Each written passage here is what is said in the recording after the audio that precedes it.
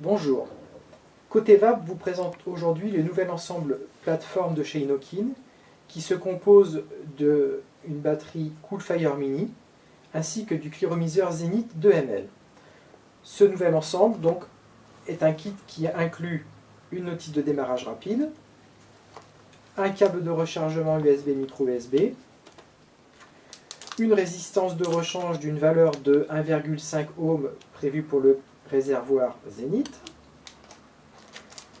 un ensemble avec drip type avec une ergonomie différente ainsi qu'un lot de joint, et bien entendu la batterie ainsi que le clearomiseur. Donc tout d'abord cette batterie, donc il s'agit de la Coolfire Mini que nous connaissons déjà très bien. Elle dispose d'une autonomie de 1300 mAh et d'une puissance maximum de 40 watts. Elle convient parfaitement à ce nouvel ensemble avec le Zenith qui est d'une contenance de 2000 litres. Le rechargement micro USB se fait à cet endroit-là. La mise en route grâce à ce bouton sur lequel on appuie 3 fois pour effectuer le démarrage.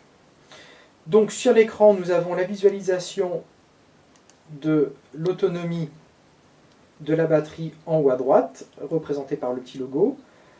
Et elle propose également deux modes de fonctionnement, soit le mode watt, soit le mode volt. Nous vous préconisons bien entendu d'utiliser principalement le mode watt, qui permet d'avoir une corrélation entre la valeur que préconise la résistance et celle que vous donnez sur votre batterie. Vous avez donc indiqué ici la valeur en watts correspondant au mode dans lequel je me suis mis. Ensuite, sur la partie haute de l'écran, en haut à gauche, vous aurez la détection de la valeur de la résistance lorsque ce dernier sera en contact avec la batterie. Et enfin, en dessous, vous avez la corrélation avec le voltage lorsque vous avez le contact effectué. Pour basculer du mode volt au mode watt, c'est très simple. Il suffit d'appuyer sur le bouton moins ou plus pour passer d'un mode à l'autre, en appuyant également simultanément sur le bouton de départ. Donc comme ceci, le bouton moins et le switch nous permet de passer en mode volt, et le bouton plus et le switch et nous permet de passer en mode watt.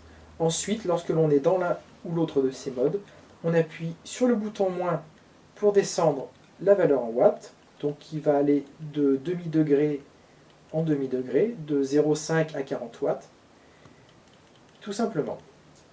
Ensuite, la batterie, c'est vu. Le clearomiseur, donc il s'agit du clearomiseur Zenith, donc qui est jugé comme l'un des plus performants sur le marché aujourd'hui, préconisé pour une vape en indirect, avec une qualité de vapeur qui conserve réellement tous les arômes et vraiment un très très bon rendu. Le remplissage s'effectue tout simplement en faisant pivoter la bague sur le haut, ce qui permet d'avoir accès au remplissage, tout en évitant d'avoir la résistance qui soit noyée, car elle est verrouillée par cette manœuvre. Donc comme vous le voyez sur cette image-là, vous avez l'accès ici pour effectuer le remplissage, donc bien évidemment l'orifice est largement assez grand pour effectuer le remplissage comme ceci. D'accord. Une fois que l'on a rempli notre réservoir, on reverrouille en tournant la bague, et on attend bien évidemment, lorsque la résistance est neuve, au moins 5 bonnes minutes, de sorte que le coton soit bien imbibé. Pour effectuer le changement de la résistance, donc, on déverrouille la bague d'airflow, comme ceci. La résistance est tout simplement emboîtée. Bien faire attention, car vous avez un détrompeur plat, un méplat à gauche et à droite. Donc bien veiller, lorsqu'on introduit la résistance, à garder cette similarité d'un côté comme de l'autre. Donc comme ceci, on emboîte les deux côtés plats, hop, bien en face. Voilà. Et ensuite, il suffit juste de remettre la bague.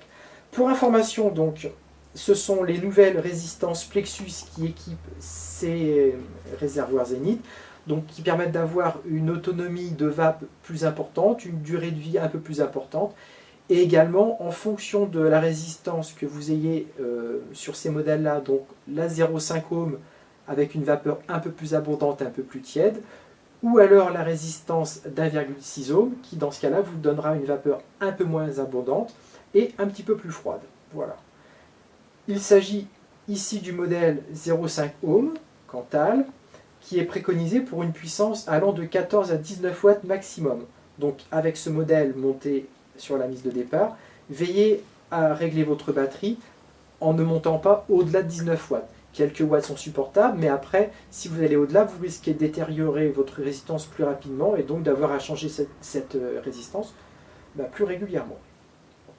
Une fois donc la résistance intégrée, on revisse la bague, donc très bon usinage. Ensuite, vous avez le réglage de votre airflow en faisant pivoter la bague, donc vous voyez que ça libère l'obturation avec les 5 trous disponibles. Si vous ouvrez abondamment votre bague, donc vous avez les 5 trous, donc dans ce cas-là, vous aurez un volume d'air important, avec un goût un peu moins fort, un peu dilué, mais plus de volume. Et plus vous resserrerez en diminuant l'entrée, dans ce cas-là, vous aurez un goût un peu plus prononcé, et un volume de vapeur, et une température bien évidemment un peu plus forte. Voilà. Une fois que vous aurez donc vissé votre réservoir sur la batterie, celle-ci détectera, donc là je ne vais pas le faire puisque mon réservoir n'a pas été rempli. C'est prêt à vapoter et vous avez, comme je vous l'ai expliqué dès le départ, la possibilité d'intégrer le drip tip avec une ergonomie différente qui épouse un peu plus la forme des lèvres. Soit un drip tip droit, soit un drip tip plus arrondi. Voilà. Donc comme je vous l'ai expliqué, une fois que le remplissage a été fait, patientez 5 minutes et le produit est prêt à vapoter. Verrouillage, déverrouillage de la batterie 3 fois successives rapides, réglage par le bas, rechargement micro USB. Voilà, un élément très compact avec une belle ergonomie, ça tient très bien dans la main. Franchement, un modèle d'une bonne efficacité avec un très beau design. Voilà. Nous vous souhaitons un bon vapotage.